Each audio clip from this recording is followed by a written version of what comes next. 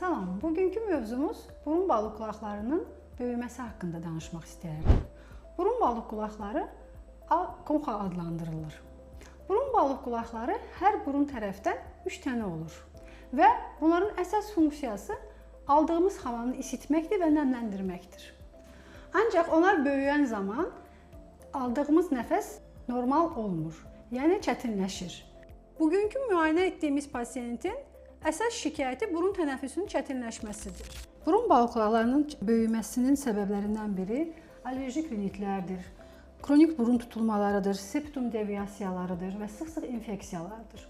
Pasiyentlər hər hansısa bir şikayətlə müraciət etdiyində ilk başda medikal müalicə yazırıq. Medikal müalicədən sonra təkrar şikayətlərlə müraciət etdiyində artıq cərrahiyyə etapına keçid alırıq.